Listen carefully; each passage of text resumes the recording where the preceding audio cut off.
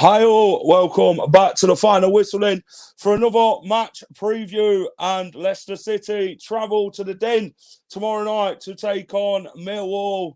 And what a game this one is going to be. Two sides fighting for two different types of things, either end of the table. Leicester fighting for promotion, Millwall fighting to stay up in the Championship. Another crucial game for the Foxes then.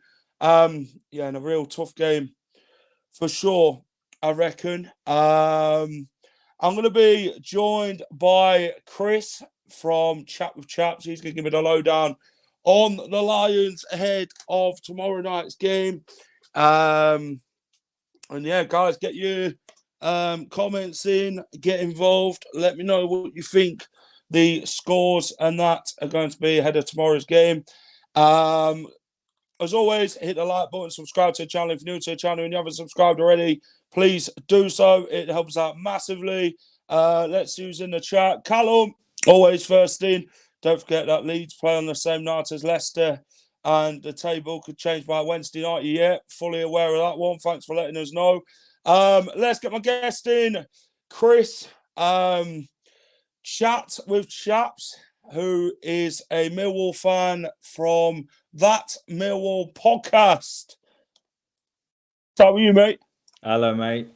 Yeah, all good, thank you. How are you? Thanks for having me on tonight. No, appreciate it.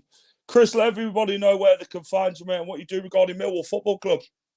Yeah, absolutely. So I'm part of a podcast called That Millwall Podcast that can be found on YouTube and Twitter at That Millwall Pod.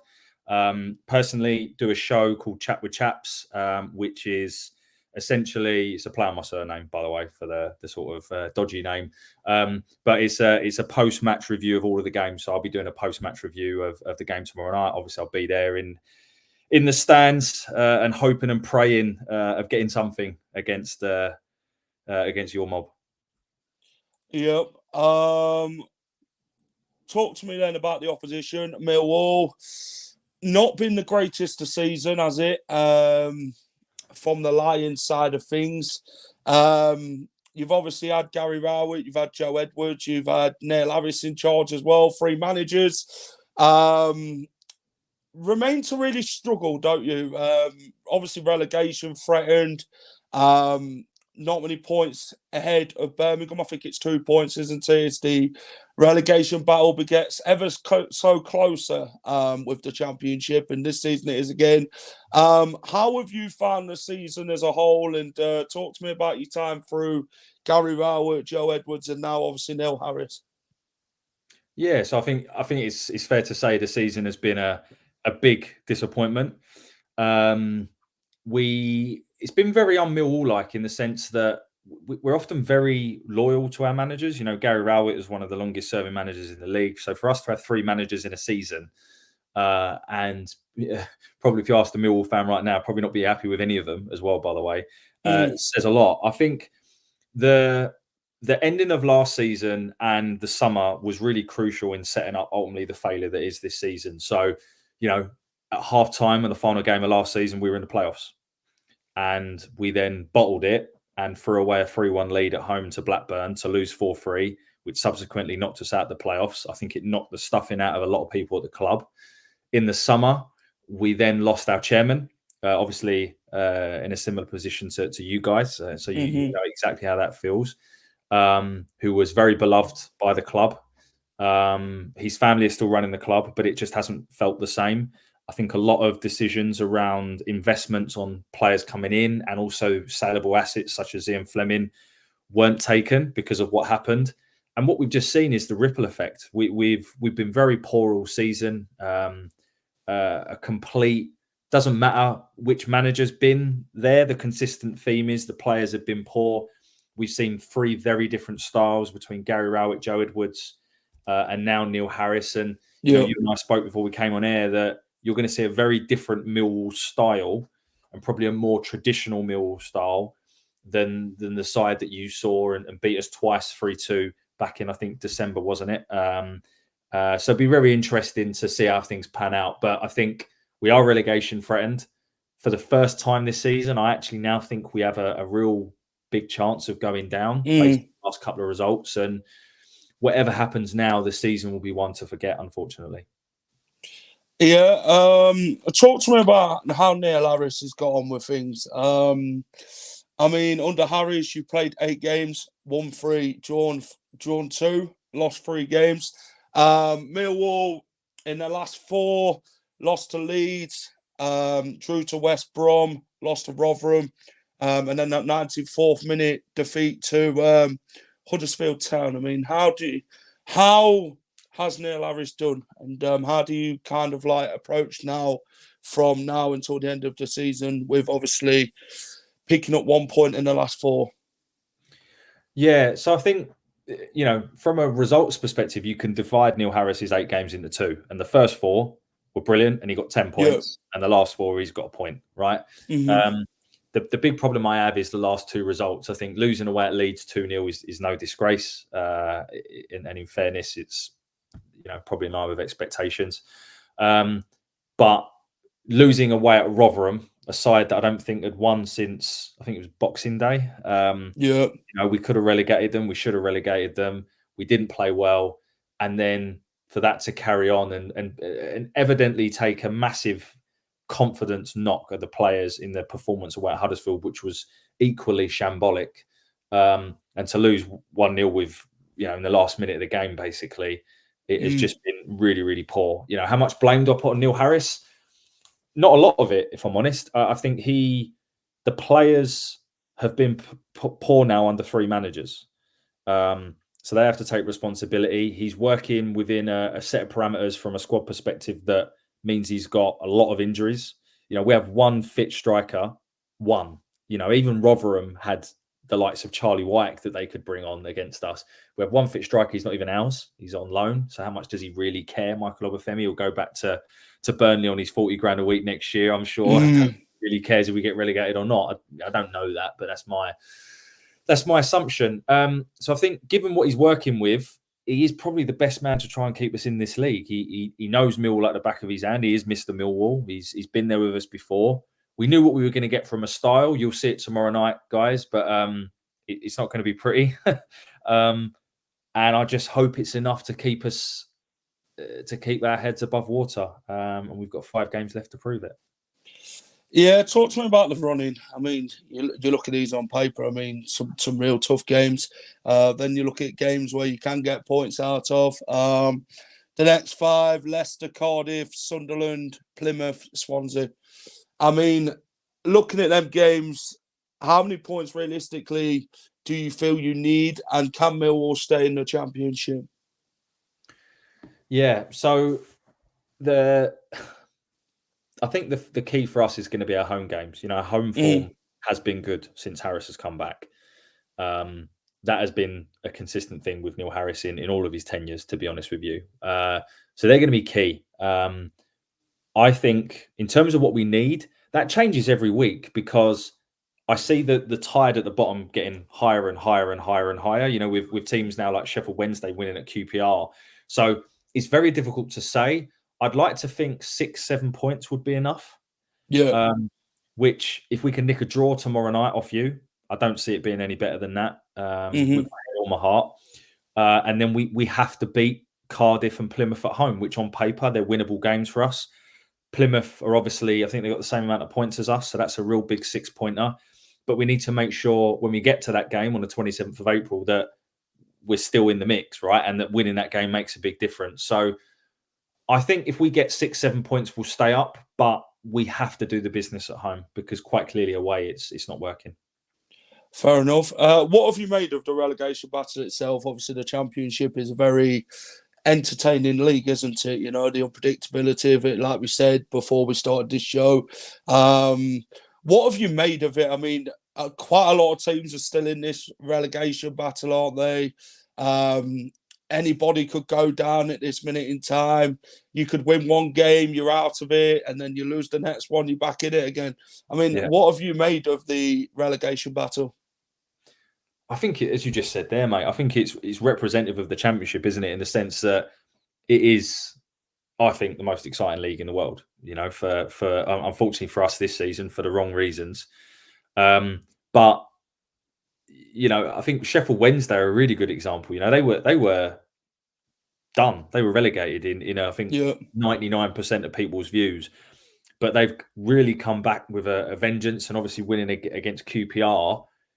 You know, again, that shifted the dynamic, because with all of the teams, so obviously them winning, Stoke getting something, obviously Huddersfield beating us, it squeezed that again. So where before the weekend you probably thought QPR were safe and out of it, all of a sudden they're probably again looking over their shoulder. So it's just representative of the Championship. I think the teams that are down there, would I have expected them to be there? Probably, to be honest. I think there's teams there that either don't have the same resources as other teams, or there's teams that do have the resources but have just been run very poorly.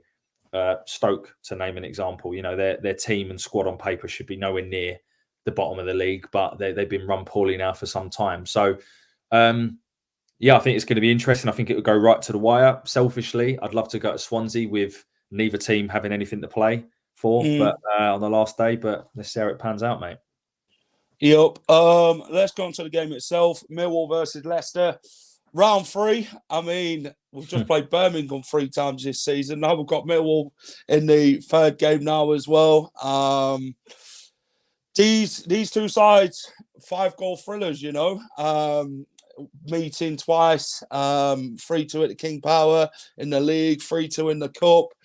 I mean, surely this game's got goals in it as well. I'm going to ask you first before we talk about the game itself. What's been your thoughts on Leicester? Have you got any questions regarding Leicester City at all? Yeah, so I think if I don't isolate certain patches within the season where you've gone on winning streaks, and obviously more recently where you've had a bit of a blip in form, you've performed how I would expect you to, with a team of obviously the resources, the power, the manager that you have that impresses me. So I think from that regard, you're bang in line with expectations. I kind of expected you, Leeds and Southampton to run away with it, and I guess Southampton have slightly underperformed, and Ipswich have come out of nowhere, right? But I guess the question I would have for you is, I've got my view on who I think your standout player or players have been this season, but I'd love to hear from you on that. And then I think the second one is the sort of financial regulations and what that could mean for if you do go up next season, how that could play out. And I'd love to hear a bit about that from your side. I think player of the season, you know, you look at your kid and Dewsbury Halls, the man's scoring goals, assisting goals. I mean, one of our top players, Jamie Vardy's been in the goals as well, as expected. I mean, he's still the leading striker, isn't he, when you talk about Leicester City? He's the man that's really got us out of some shit, hasn't he, when Leicester's not played well, but they've managed to grind out the results. And Harry Winks, you know, to get that sort of player in the Championship, a phenomenal player that he is. His passing conversion, I think it's 90-odd% in 34 Championship games out of the 40-odd that we've played. So that's just exceptional in its own, to be honest, in the passing accuracies and that. I mean, Vestergaard, he's had a good season in the Championship. Ricardo, I mean, you'd expect quite high expectations of Ricardo, wouldn't you, to be fair? One of the top players in the league in right-back position. Mavididi, I mean, he's done well in games. It can be frustrating to watch at times, but he's now started to pick up again. So, yeah, I think them sort of players have been key for us this season. And I think that real togetherness, what Maresca's brought, that passion, that desire, you know, that winning mentality, it's not done till it's over sort of thing. And, yeah, they're the key players. Financial-wise, I mean, I don't really understand the whole ins and outs of the financial situation, but it is said that we will get a points deduction if we go to the Premier League this season. So yeah, it's been well winded, the whole FFP situation, and now obviously with Everton, you've seen them this season in the Premier League. They've just gone over to -2. Forest have got a points deduction this season in the Prem. So yeah, financial side of things, it's one that I don't really know much about, but I just know that in the fight with the Premier League and the EFL at the minute, Leicester, with the whole legal proceedings and that. So it's just one of them. Yeah, but I suppose because I think one of my close friends is a Leicester City season ticket holder, and he was telling me, I think that it's only applicable if you go up. Is that right? Yeah, the Premier League can points deduction. Yeah, this transfer embargo over the EFL, I think it will go obviously with Leicester. If Leicester are to be a Premier League club next season, so yeah. But if we stay down, then it's the case of the EFL are going to bloody stick their noses into one of them sort of situations, aren't they, and try and punish us, sort of thing. Yeah. Well, we never get any points off you, so I'll be glad to see the back of you. What's your thoughts ahead of the game? We'll do team selection, score prediction, that later on. How do Millwall approach this game against the Foxes? Well, I think Millwall and the Neil Harris side are much better being an underdog. They're much better when they're playing teams that are going to have possession. The only team since February of last year, so this is how long it's been back, the only team that we've beaten when we've had more than 50% possession has been Rotherham. So we are no good when we have the ball. So we suit playing against teams that have the ball and we don't have the ball, right? So we are better against better teams, essentially, is I guess what I'm saying. So whilst I expect, unfortunately, there to be knock-on impacts from the last two disappointing results in Yorkshire against Rotherham and against Huddersfield, from a confidence perspective and from an injury hit list perspective, I do expect us to approach the game in the sense of being difficult to beat. It might be a 5-goal thriller, but I can assure you 2 of them won't come from us. I can assure you we don't score many goals at all under Neil Harris. Yeah, I think the key for us in terms of approach is to try and stop you playing and probably hit you on the counter attack. What that means for us in terms of lineup is really difficult because quite a few players in an already depleted squad have picked up some knocks away at Huddersfield. So I don't actually know where he'll go, but I can run through roughly what I think it will be. I don't know if you want me to do that. No, we'll do that later on. Okay. All right. How do Millwall set themselves under Neil Harris? I mean, is it the sort of counter-attacking sort of football that he plays, or is it how do you see it under him when he plays these teams like near the top, and how does he go against it? Obviously, you have beat Southampton this season away, haven't you? 2-1. How does he prepare against the teams at the top? So he gives you the ball, basically. He plays a very low line, low block. So 2 banks of 4 that will just defend for. Let's be honest, you'll probably have 70% possession tomorrow night. So you'll basically be defense versus attack. And with the players that we have and the experience that we have, when the ball is in front of us, it can be quite effective.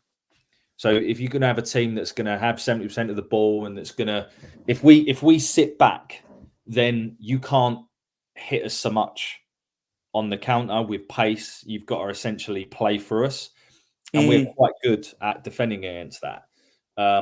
Obviously, if you take an early lead, then that plan goes out the window because we've got to come out at you now. We can't, we need to get something from tomorrow's game.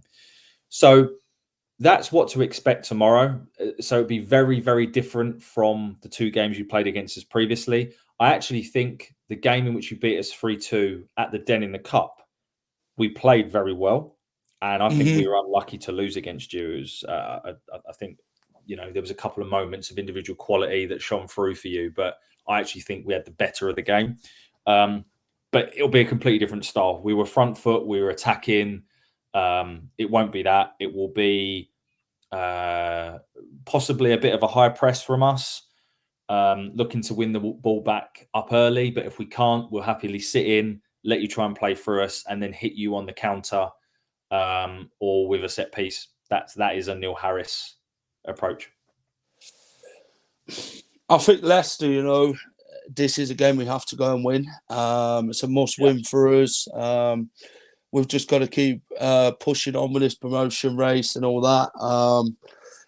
It's going to be a physical game. It always is when you play a side like Millwall, and they always like to be physical. They like to kick you and really get stuck in, and real battling game. That's what you get when you go to the Den and that. And, I think that's something we know we're going to be in for. We've got to take the game by the scruff of its neck sort of thing. We've got to go and play our football tomorrow, be clinical in front of goal, go and win their one-on-one battles, which are going to be key. And, I'm expecting a good game. I think it'll be a tough game, but I think it's one that we can go and win for sure. I mean, we've got to kind of find a way, how you say, about 2 bags of 4, we've got to find a way around that. That's like a sort of thing this season for us, where teams have come to the King Power Stadium and they've kind of sat off us in it, and then we've got to find a way around that sort of thing. And I hate that sort of thing where teams sit back and then you've got to break them down and then you get frustrated. I just think we've got to keep our cool and not let Millwall frustrate us and stuff like that tomorrow. But no, I think it'll be a game where both sides will score. But yeah, I think it'll be a physical game between the two. But Leicester, I think Leicester's main aim tomorrow, if we can get that opening goal, then I think we've just got to go and build on it and see the game out. But let's have a look at the head-to-head between the two. 20th versus 1st, 41-40, 11-28 in wins, 11-4 draws, 19 defeats to 8. This is where it'll get interesting for you, Chris, this one. My next stat that I'm going to put on for you. Championship head-to-head at the Den. 6 played, 4 wins, 2 to Leicester. I mean, how much do you read into that one? Surely that'll give you a bit of confidence knowing that you are ahead in the stats. Are you really a stat man? Or no, I am. I am a stat man, but I think the unfortunate thing for us is a lot of our wins against you were at home. Were probably quite some time ago. Yeah, 2012 sort of thing. 2010. Yeah. So I don't know. I mean, I think it will be all the things you said it will be. It will be physical. I think one thing for you guys to look out for as well is the atmosphere in the Den, because it's intimidating, isn't it? Well, I didn't necessarily mean that, to be honest. I mean, when we're cooking, in my opinion, there is nothing like the Den. Obviously, I know I'm biased, but I don't.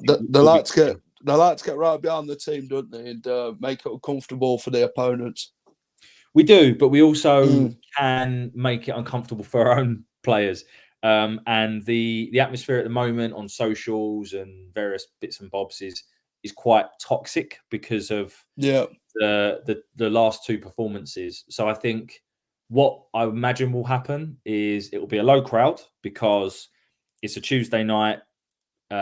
It's on TV, and there are a number of different reasons as to why it's difficult to get to the ground tomorrow in terms of travel and things like that. So it'll be a low crowd. I think what will happen is we'll be behind when I say we, obviously I'm referring to the collective we, not me personally. We'll be behind the players. But if you take an early lead, I think the atmosphere could turn quite quickly. And I think it's important for us to come out and show some real fight, because that is what a Millwall team is built on. We'll never be as good as you guys and have the same resources, but we should always be, fighting for every ball, winning the second balls. Yeah. And at times in the last couple of games, it hasn't come across that way. And that's what us Millwall fans will be looking to see from our players tomorrow. Yeah, fair enough. Let's have a look at last time out then. 3-2 at King Power Stadium in the league. Bradshaw headed home the first one, put Millwall ahead. Kind of stunned Leicester, to be honest. Leicester come fighting back. Vestergaard scoring, Patson Daka, Ricardo Pereira, Kevin Nisbet coming off the bench from the corner, scored. What do you take from that performance at the King Power Stadium into this one? Obviously, I know it's two different managers now. You had Joe Edwards back then. What do you take from that game? What you can add to your performance tomorrow night? I think that what I can take from that is that we can cause you problems, particularly from set pieces. Yeah, I think is a key one, and that wouldn't have changed regardless of our managerial change. I think that's one thing. I think second thing is, from memory, the 6 goals you scored in that game and then in the cup game, they were a combination of us being the masters of our own downfall, i.e. gifting you an opportunity, or just a moment of absolute sheer brilliance from an individual. We weren't played through, and I take confidence from that because you're a very, very good side at this level, and there'll always be moments of individual quality, and that's fine. But I take confidence from the fact that you didn't completely play through us. I think there's those two things. And then I guess the third thing is we do like to frustrate teams. Yeah. And if we can nick an early goal, unfortunately, Tom Bradshaw won't be available tomorrow, but if we can nick an early goal, I think it could unsettle you and I think it could frustrate you. So that's what we'll be looking for. But having said all that, as I said to you earlier, the last 2 games and the last 2 performances, we haven't looked like being able to, punish teams like Rotherham and Huddersfield, let alone Leicester City. So we'll see. Fair assessment. Let's have a look at the last 5 championship results then at the Den. 3-1 win, 2014, which we'll get onto in a minute, because that was the last time we played you in the championship at the Den. 2012, 1-0 Millwall. April 2012 again, 2-1 Millwall, 2-0 Millwall, 2010. It looks like the last 5 results you've got a good record against us out of the 5 games. Winning 3, us winning 2. March 2006 was a 1-0 win. Let's have a look at the last time we played you then. A 3-1 win. 2014, I believe that's when you had Chaplow, who scored for Millwall that day. Knockout, Nugent and Jeffrey Schluck for Leicester, as Leicester was competing at the top of the championship then, under Nigel Pearson. A good away win for us, that game. What's your most memorable Leicester-Millwall game, Chris? I think you probably know the answer to that. It wasn't in the league. Let's say that it was a cup game where we triumphed against you. When I think at the time you were reigning champions of the Premier League at the time. It was when Ranieri was in charge for you. That would be my most, obviously as a Millwall fan, to beat you in the cup like that. I'd have seen it come up. that will be, that forever will be. Probably the best game we'll play against you. Do you know what's really odd? We seem to draw you a lot in the cup. Yeah, I've realised that, and we seem to play you away from home, don't we? It's never at King Power. It's at your place quite often. It's obviously the powers that be think it's a game where you typically would win.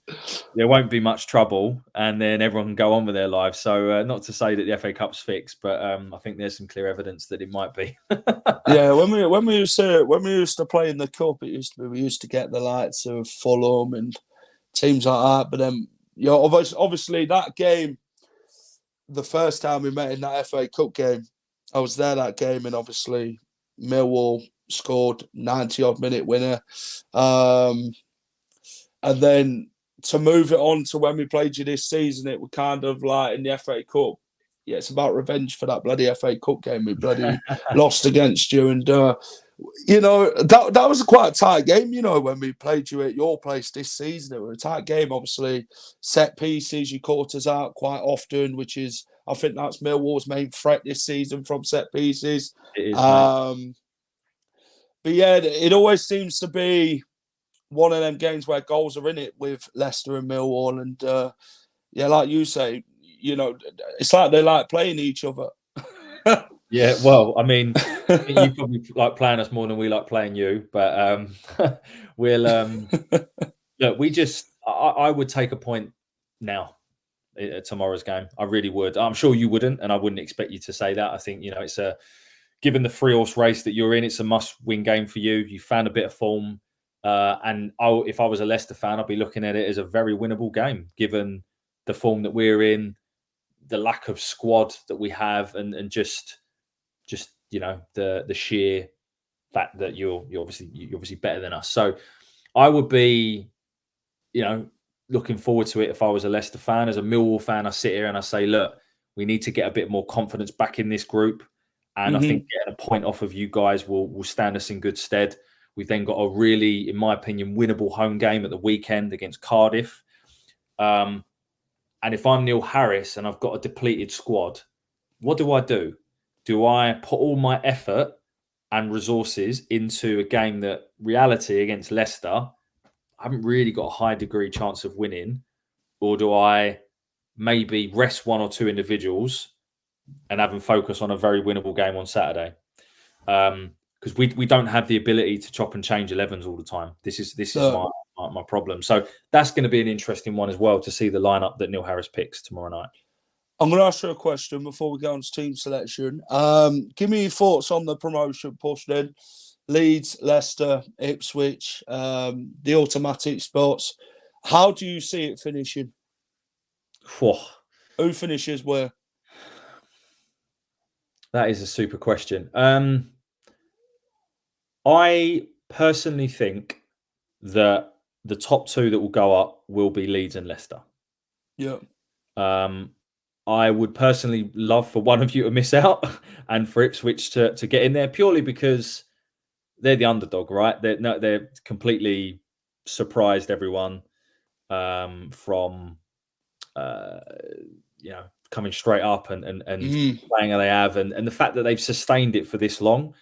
I just think that they might run out a little bit of gas. I think the squad depth that you two have, and I think it will just sort of carry over the line. So I see both of you going up automatically, with unfortunately for Ipswich fans finding themselves in third place. But what's been nice, as someone who's obviously not involved in that whatsoever, it has been good to just see, just like the Premier League this season, right? How you've had a genuine 3-horse race, which we've not had for some time, particularly in the Premier League. And obviously last year, Burnley run away with it, didn't they? So in the Championship. So yeah, that's the way I see it playing out. And I'm sure for your sake that you hope it plays out that way.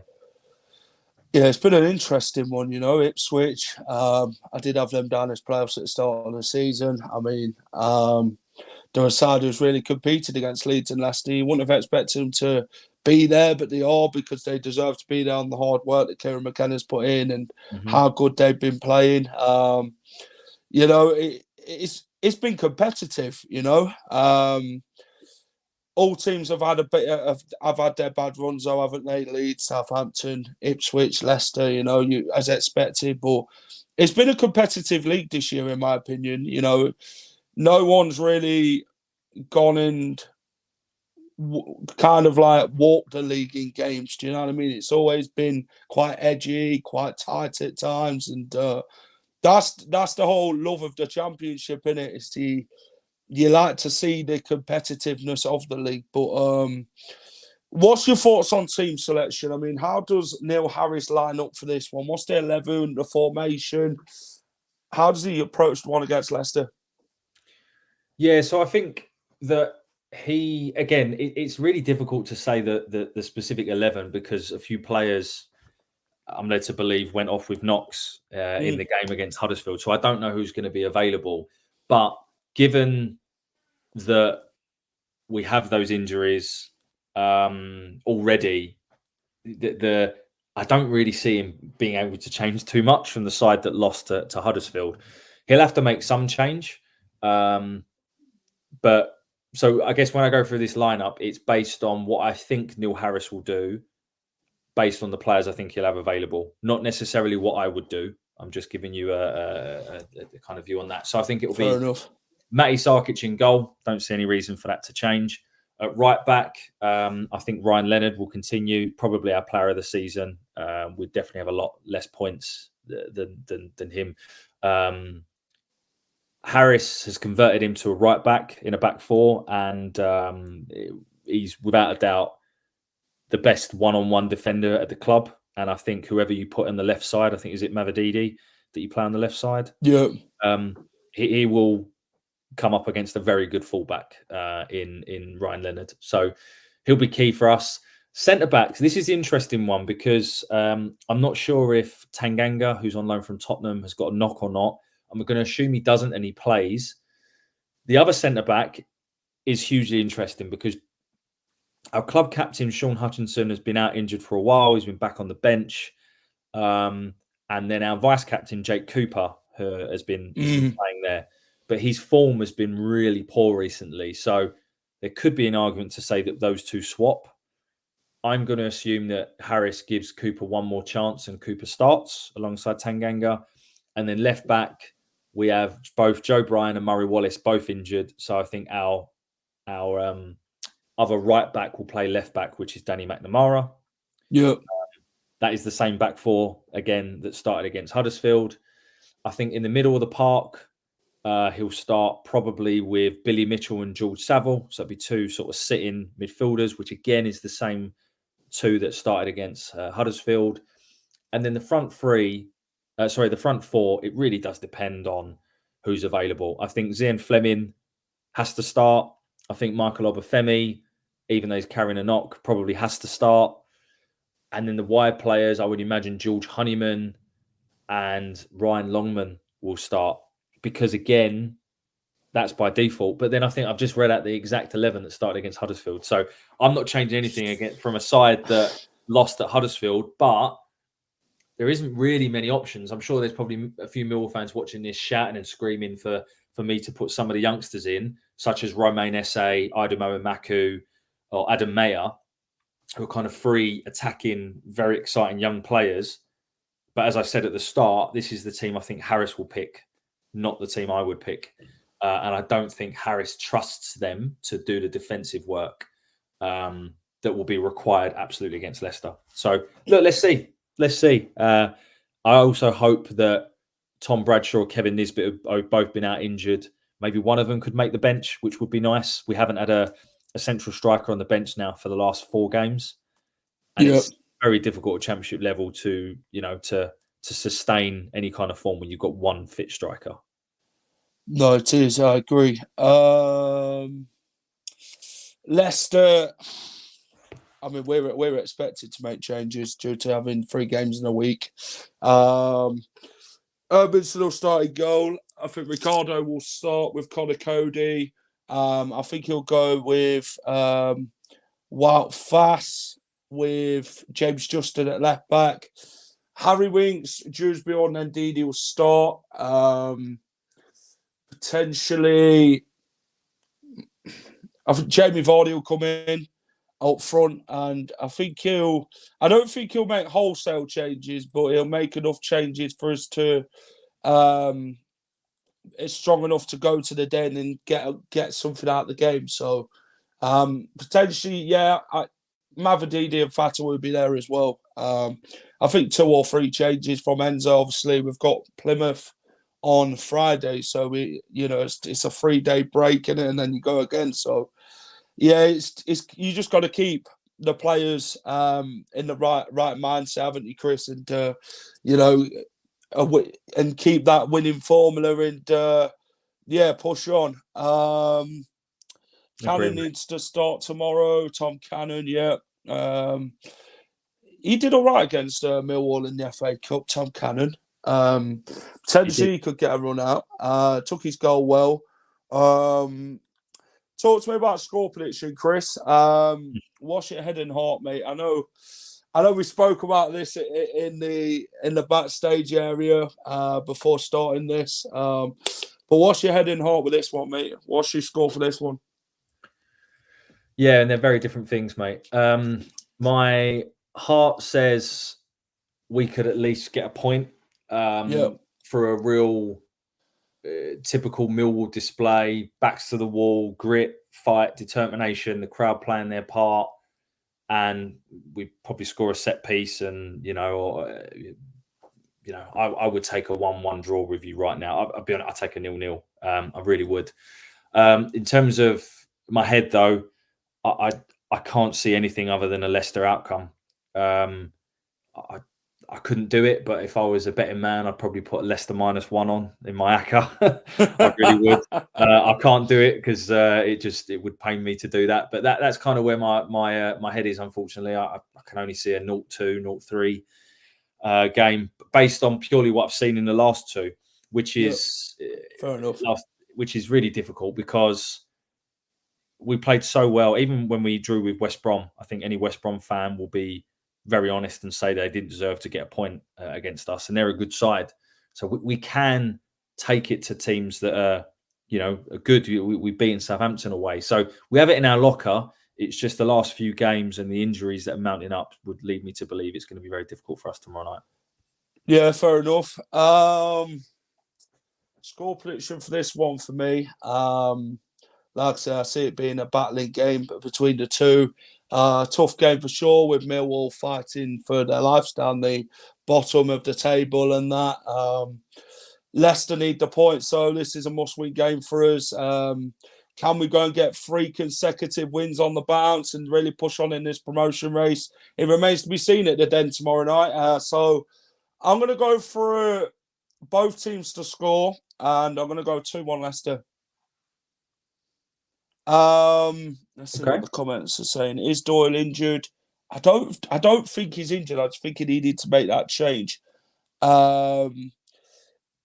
Chris, thanks for coming on, mate. Do appreciate it. Be sure to plug your podcast and that, mate. Let everybody know what you do regarding Millwall Football Club before I let you go. Yeah, thanks for having me on, mate. As I said, I'm part of a wider group called That Millwall Podcast that can be found on Twitter and YouTube at That Millwall Pod. So we do a couple of shows a week where we sort of bookend the games. We talk about the game going into it, and then we talk about the sort of performance and stuff after. I then personally run a show called Chat with Chaps that is affiliated under That Millwall Podcast, which is a in-depth analysis of essentially a post-match review, but it's quite in-depth. I go into quite a lot of detail, and I like my stats, as we said earlier, Jack. So I throw a few stats in there. So yeah, please do feel free to check out and follow us. I can be found on Twitter at Chat with Chaps, as it is in my display name there. And thanks for having me on, mate. It's appreciated, and I'm sure we can have you back on at some point in the future. But maybe not if you go up. I appreciate it. It's been a great chat. I'm going to wish you the best after tomorrow night, Chris, for the rest of the season, mate. All the best, pal. Likewise. Thanks. Cheers, Jack. Mate. That was Chris from Chat with Chaps. Also does That Millwall podcast. Great chat as always. It's great to get opposition fans on and get their views on that. Guys, if you've enjoyed this stream, remember to hit the like button, subscribe to the channel. If you're new to the channel and you haven't subscribed to the Final Whistle, please do so. It helps out massively. What's coming up on the Final Whistle then? So the Championship predictions, week 42 is now live on the channel. Go and check out what I predicted for the midweek games. We'll have a match day vlog tomorrow, as we'll be at the Den for the game. So, yeah, go and check that out. That'll be out on Wednesday morning. Thursday, we will have the preview for Plymouth. Wednesday, we'll have the championship prediction for week 43. So, yeah, busy week ahead. But fingers crossed the Foxes can go and pick up 3 points tomorrow at the Den. Good on you, Jack. Appreciate that, mate. Thanks for coming in. Thanks for watching. Take care. Keep it at the final whistle. And come on, the Foxes. Hi all. Thank you for watching the final whistle. If you enjoy all our content, please remember to smash a like, share, and subscribe to the channel.